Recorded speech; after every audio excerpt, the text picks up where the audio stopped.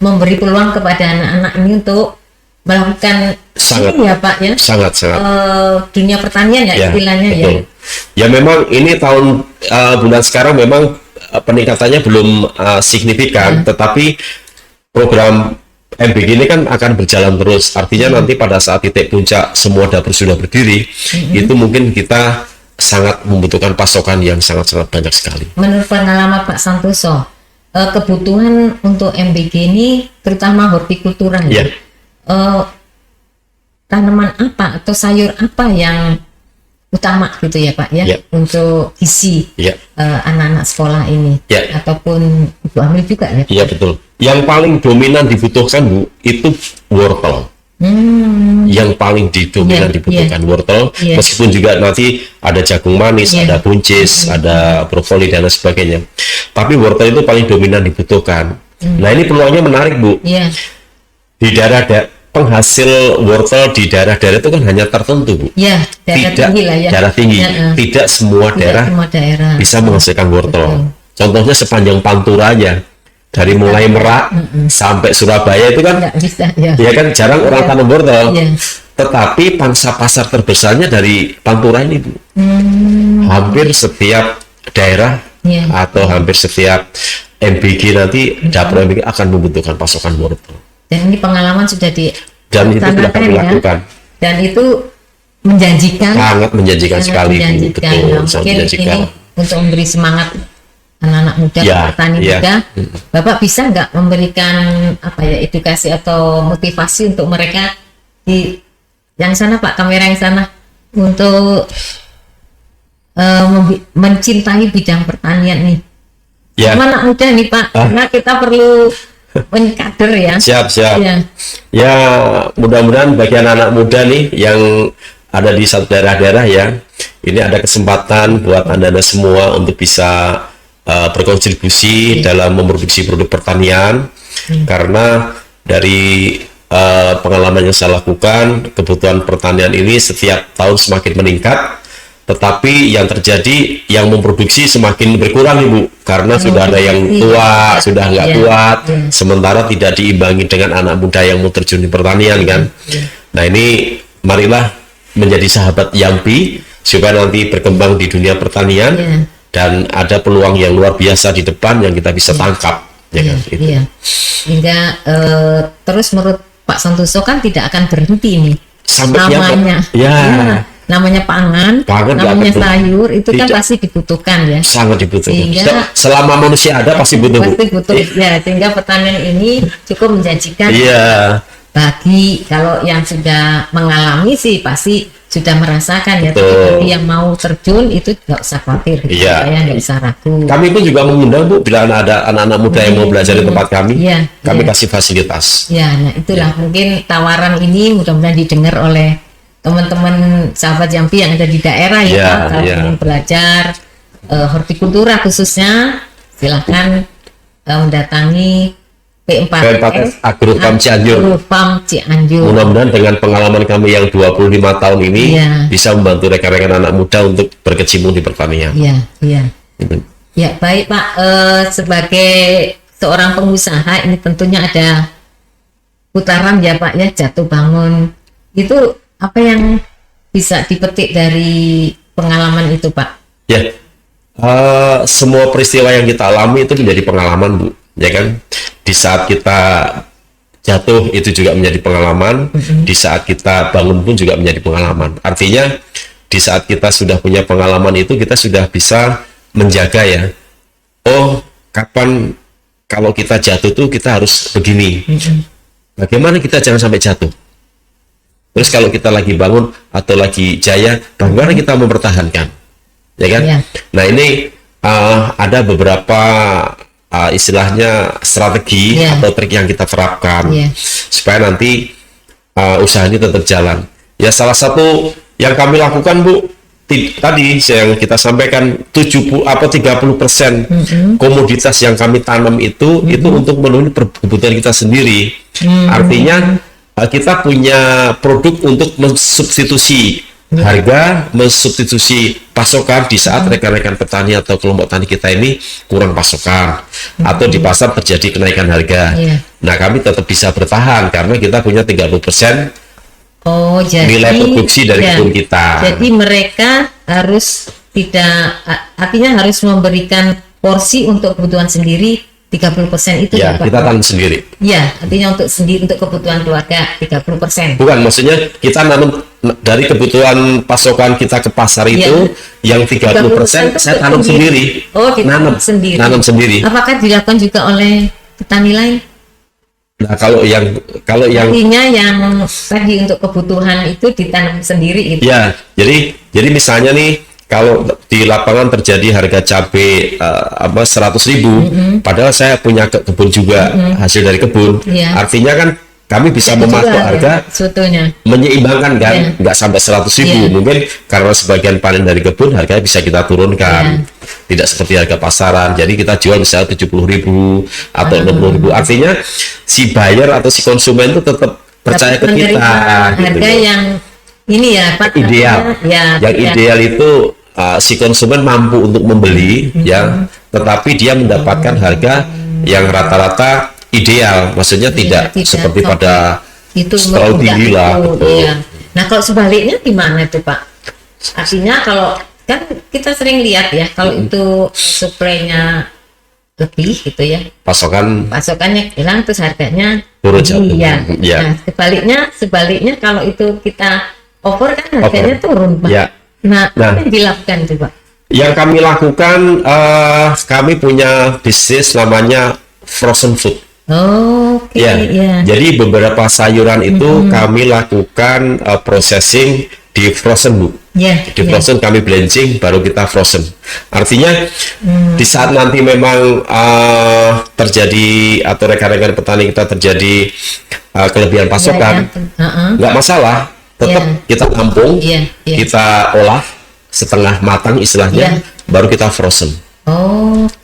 Jadi ini masalah nggak masalah. Adanya oversupply ya. Ya, meskipun ini belum besar ya, tapi paling tidak kami sudah mengawalin satu konsep. Antisipasi apabila terjadi overproduksi ya, jangan sampai dibuang. Betul, Bu.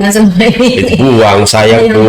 Kalau kami frozen, Bu. Iya, betul. Nah, kalau Ibu berkenan nanti bisa lihat di mana, di Cipanas tempat produksi kami. Nah, yang sering dialami kan cabai ya tuh ya Pak, sering over tuh. Terus kalau sayuran kayaknya enggak ya Pak ya, daun-daunan gitu. Ya ada juga gitu. Nah, dari frozen ini Bapak ini kemana? Artinya itu dijual kemana? Ke pasar modern kah atau kemana Pak dari kelebihan? Ya, kebetulan kalau yang kami frozenkan ini itu sudah ada permintaan dari dapur-dapur MBG, Bu. Jadi nanti setiap dapur itu bisa memperringan pekerjaan, bisa mengefisiensikan waktu, bisa mengefisiensikan tenaga, bisa mendapatkan pasokan dengan harga stabil, ya kan? Bisa mengurangi sampah karena sampah cukup di kebun kita aja. Nah, inilah yang akan kita kolaborasikan antara peran petani dengan dapur MBG, Bu. Bagaimana sayuran sebelum masuk ke dapur ini sudah melalui proses dulu di petani, sehingga jadi udah bersih lah ya, bersih Bu, sehingga pihak dapur nanti tinggal istilahnya sobek plastik, masuk di wajan, tinggal ngasih bumbu. Nah, itu yang kami lakukan seperti ini yang kesempatan pada saat ini program ada ya Pak? Ada, betul. Waktu lalu bagaimana Pak ini Bapak memanfaatkan supply yang kelebihan ini? Ya, kalau waktu sebelum ada program ini, kalau terjadi supply itu kami jual ke pasar tradisional. Tetapi sebetulnya sudah bisa kita antisipasi, Bu, jangan sampai terjadi oversupply karena kan karena dari total kebutuhan yang kita inginkan itu sudah kita hitung untuk ditanam itu sudah dengan pola tanam yang baik. Jadi istilahnya ya sesuai lah. Kalaupun lebih juga nggak banyak, kalaupun kurang pun juga nggak banyak. Nah, ini akan dikembangkan nggak sih Pak? Kalau yang pasti kebutuhan itu akan meningkat, nambah ya. Betul. Meningkat. Artinya dalam pengembangan kelompok itu apa Bapak cukup 25 ini sudah memenuhi kebutuhan pasar, atau karena berkembangnya restoran sekarang lebih pesat ya Pak, tentunya kebutuhan sayuran ini ataupun produk-produk roti ini akan juga meningkat gitu. Ada rencana pengembangan kelompok anggotanya, atau ini saja sudah bisa berapapun nanti yang dibutuhkan? Ya, tetap kami lebih prioritas kepada kelompok tani yang bergabung di kita dulu. Itu yang kami prioritaskan. Nah, kalaupun ada penambahan orang-orang yang mau bermitra dengan kami pun, itu juga tidak menutup kemungkinan Bu, selama mereka bisa mengkondisikan lahannya, bisa kita atur, maksudnya juga saling komitmen ya. Kadang kan kalau komitmen hilang kan sebetulnya sama-sama dirugikan kan gitu ya. Asal selama komitmen kita sih bisa-bisa aja sih. Dalam hal kita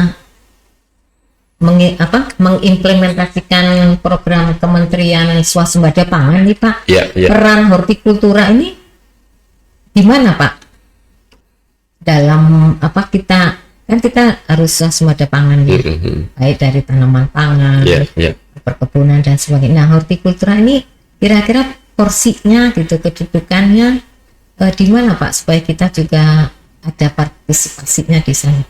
Ya, kalau selama ini bicara swasembada pangan itu kan konotasi kita kan hanya pangan ya. Hanya beras, jagung, ya Bu ya. Padahal horti pun juga perlu dijaga juga kan.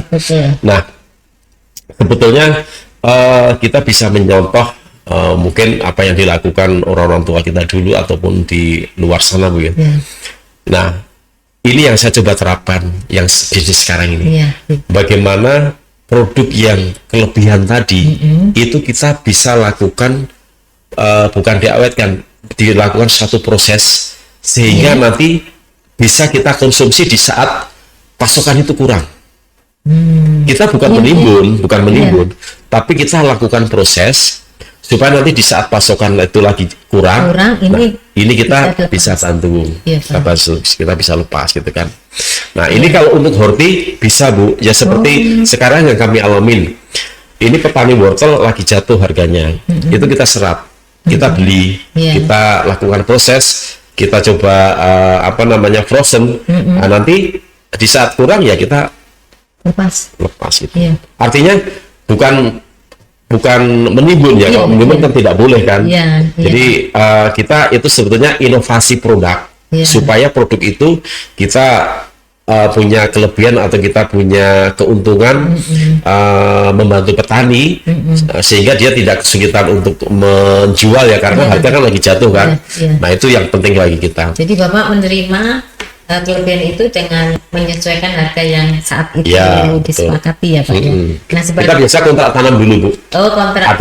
Kita tawarkan ke rekan-rekan mau harga kontrak atau kualitas kontrak atau ikuti harga pasar.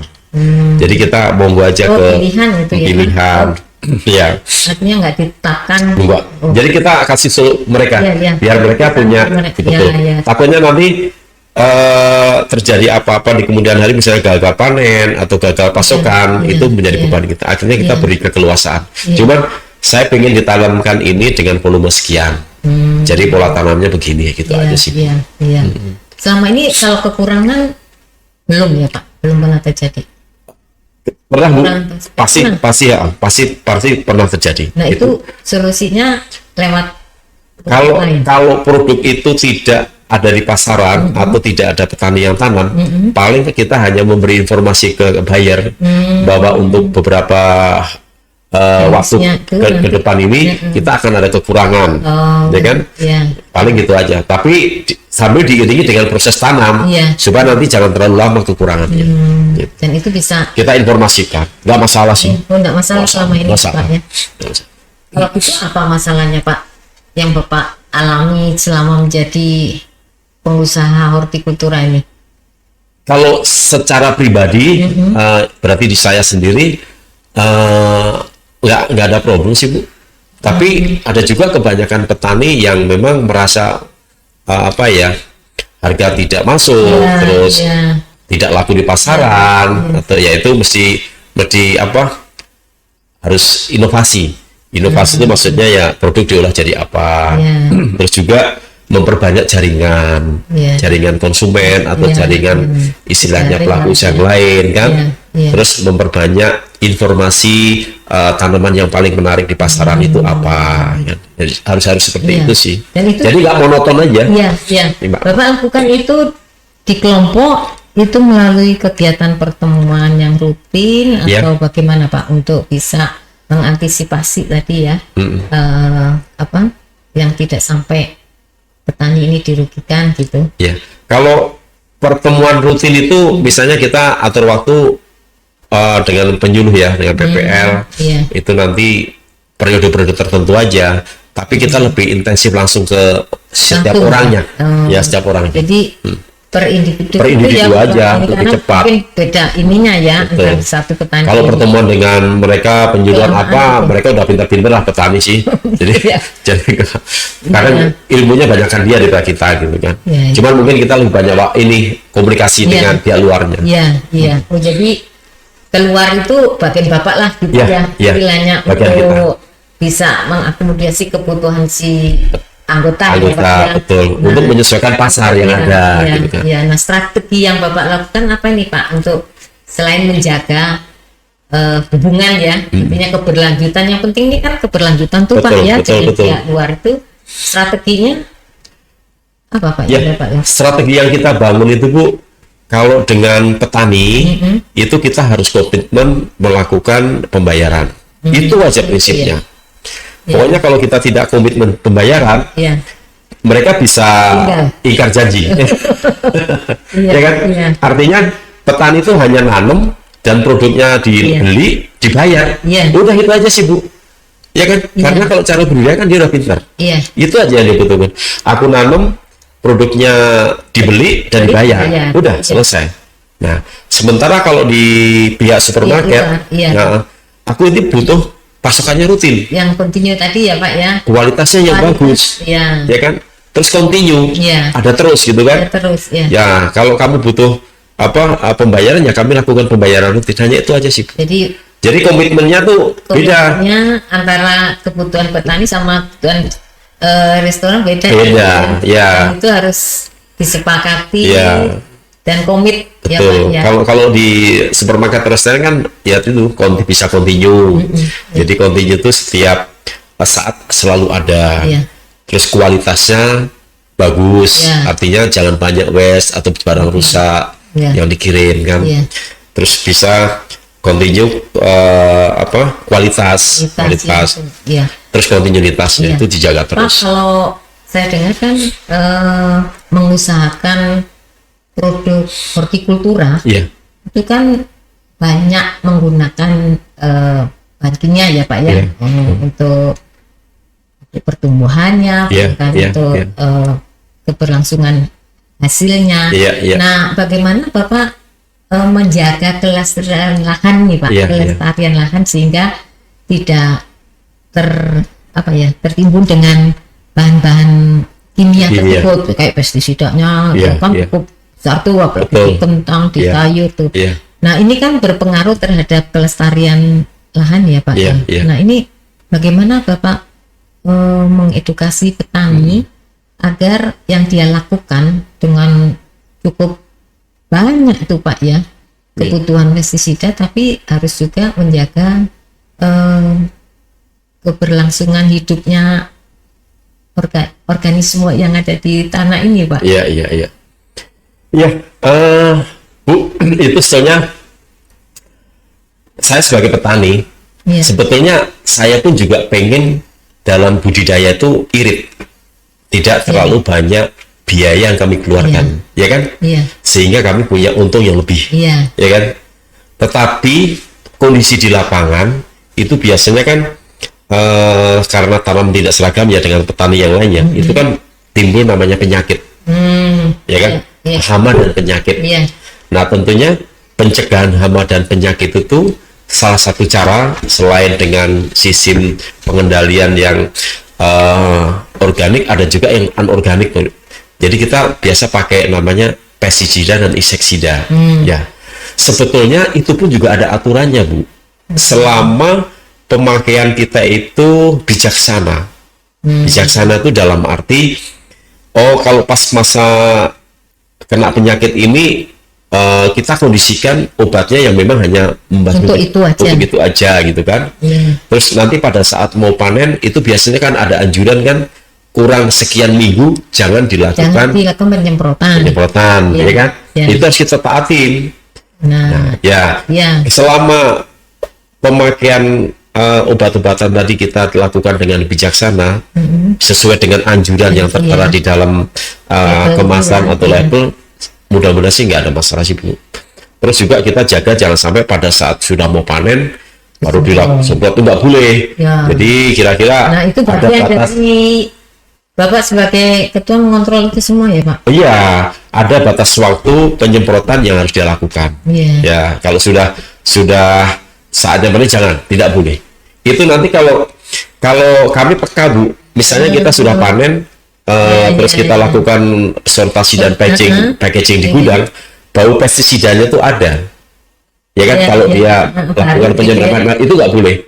Jadi harus benar-benar bebas pestisida. Nah, itu ya kalau organik 100% sih enggak ya, karena kan di sekitar lahan yang kami pakai itu kan banyak petani-petani lain juga. Artinya kalau kami kecipratan kan, kalau belum kecipratan, terus kami melakukan tanam organik di sebelahnya tidak, hamanya nyerang ke tempat kita, Bu, penyakitnya kan, jadi kita rugi. Jadi penyuluhannya ya selama pemakaiannya dengan ambang dan bijaksana, saya rasa sih nggak ada masalah. Dalam hal ini dukungan